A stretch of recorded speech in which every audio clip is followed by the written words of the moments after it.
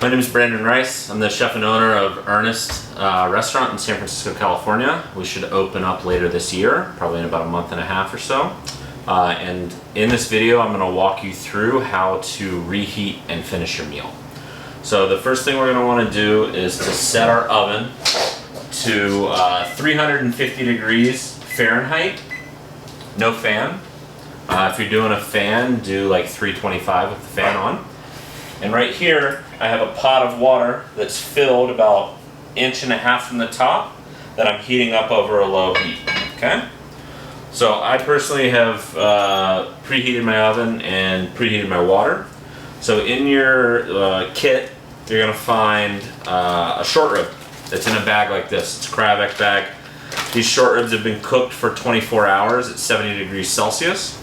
So they're not gonna have like their traditional fall apart texture. It's gonna be somewhere in between the texture of a steak and that, to where once this is hot, we can take it off the bone and then slice it. So what I'm gonna do is I'm gonna take this, and in my hot water, you want your water to be like 160, 170 degrees. So, you know, you can only put your finger in it for a second or two, but we're gonna leave our short rib in there. I'm gonna turn the heat off and just let it hang out in there while we heat up the rest of the meal. Also in your meal, you have Japanese sweet potatoes that have been roasted in here. And to reheat those, we're just gonna take a little bit of tin foil and we're gonna put the wedges of sweet potato inside the tin foil.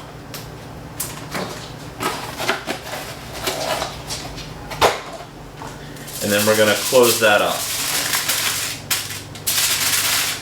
Just real loosely, it doesn't have to be tight. We don't need to push them together. We're just reheating this.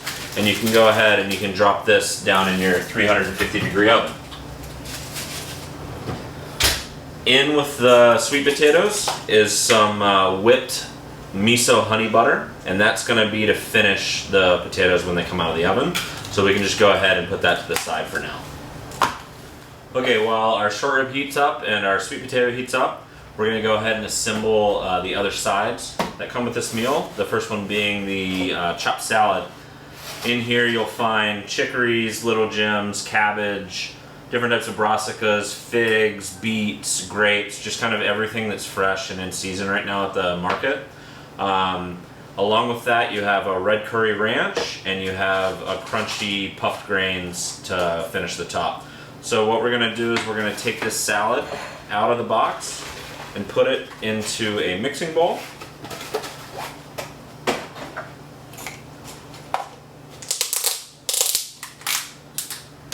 There's more dressing than you're gonna need here. It's a ranch base that I've made a red curry paste and folded into it. So it's really nice, but there's extra, so if you wanna use it for the wraps we're gonna make, or if you wanna save it for lunch tomorrow, whatever you wanna do with it. I'm gonna start with probably 4 or 5 tablespoons for this salad. Yeah, just like that. And then I'm gonna save my ranch.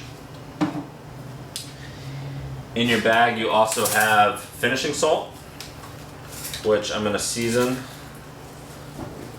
the salad with. Just like 2 nice pinches of it. Should have plenty for the whole meal.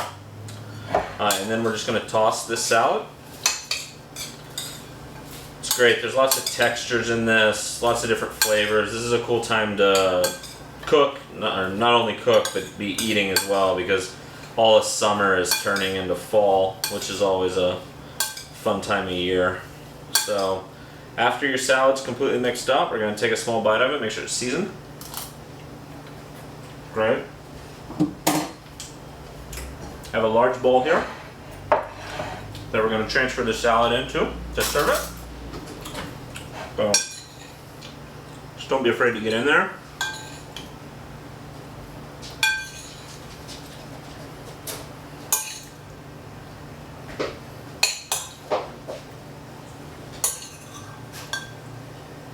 Just right on top like that.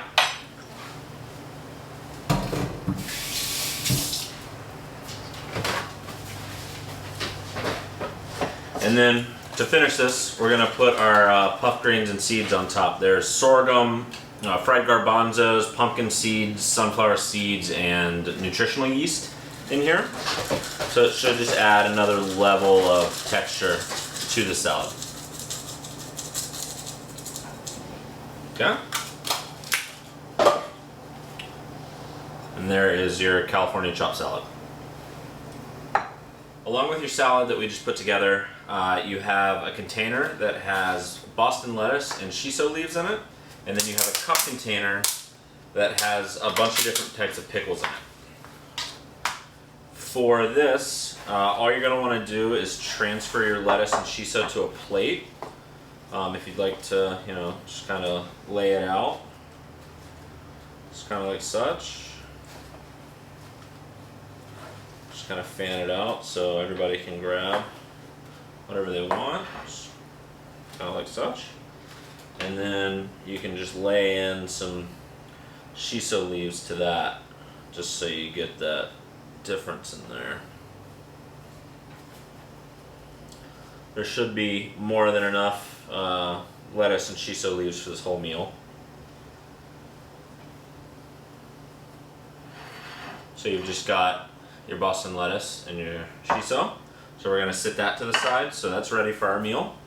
And then I have a small side bowl here. These pickles, there's daikon, there's cucumber, there's smaller radishes, there's eggplant, and there is, I believe that's onion as well. These we're just going to transfer into here and set to the side. Lots of nice colors in this. The pickles themselves are fermented in rice bran in order to give them this flavor and texture. And it's just a really nice complement to these lettuce wraps we're going to make.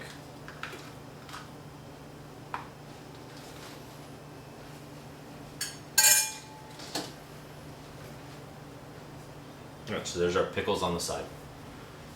Alright, now that we've got all our sides done, we can go on to the last one, which is the prawns and ginger scallion sauce.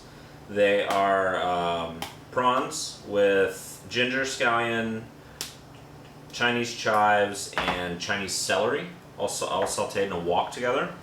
I personally would eat this cold to room temperature somewhere in there, but if you want to heat it up, you can heat it up in your microwave. Would honestly probably be the best way to heat these up, just in 30-second intervals and stirring in between the intervals, just so you don't overcook the shrimp.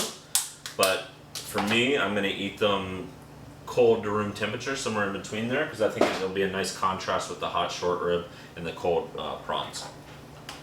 So we're just going to transfer these into another side bowl. Just like such. They're already seasoned, they're ready to go. Just make sure you get all the marinade all over them, because there's tons of flavor in it.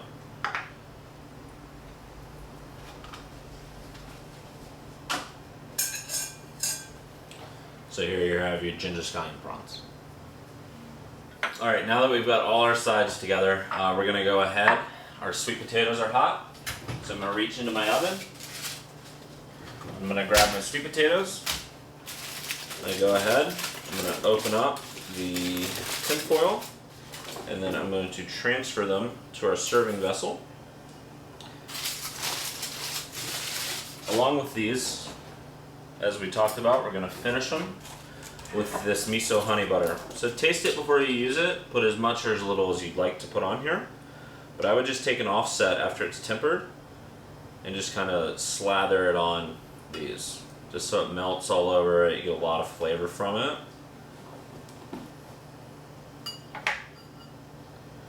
It's really, really nice and buttery and unctuous.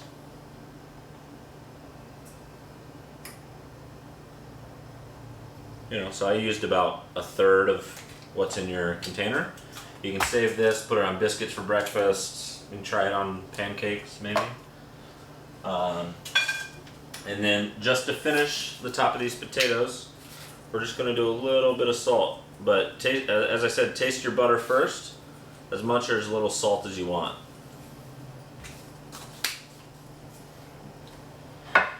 And those are our Japanese sweet potatoes smothered in miso honey butter. Now that everything's put together, we're going to go ahead and finish the meal with our short rib. So we're going to come over, we're going to take the lid off. We can tell it's still nice and hot in here. You're going to pick up your bag, put it on something to transport it because it's going to leak water. Then we're going to transfer it to our cutting board. On here, we're going to go ahead and we're going to open the bag. And we are going to pick the short rib up by the bone. There's a lot of excess liquid in this bag. Just be careful, you might want to do that with tongs because it's very hot. I can handle hot food. So the bone is still intact, the short rib's nice and tender. What we're going to do now is lacquer it in the char siu. If you don't want to lacquer it in the sauce, you can always just serve this sauce on the side and put it on as much or as little as you like. But I'm going to go ahead and put some on now, just because I know I want it. In this char siu, it's based with pluots. At the end of the season, the pluots have a lot of sugar in them, so they make this sauce really, really well. There's glucose in it, some Chinese 5-spice, a little bit of soy. It's really delicious, nice with this grilled meat here. So you can see how it's starting to come together, it's starting to get nice and sticky. It's really, really beautiful, as you can see. So that's nice and lacquered now. So what we're gonna do is we're gonna take the bone out so we can slice this. You can just kind of pry it out like that and set it on your plate. And then you can cut this as thick or as thin as you'd like. I'm going to take it and I'm going to cut it this way first so you can see it. So you can see it's nice and pink in the center and super juicy, but it's not broken down like a traditional short rib. It's more like a steak, but it's nice and tender. It's really great for what we're using it. And then you can just go ahead and slice your pieces. Or short rib. So we're going to go ahead, transfer this onto here, like that. Then we're going to do it again here.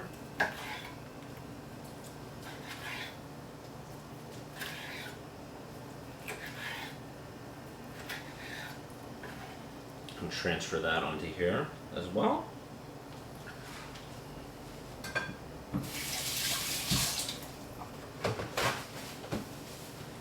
Lastly, I'm going to wipe my board because we're done using it.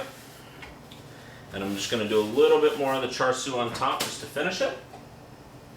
But other than that, this is the whole meal.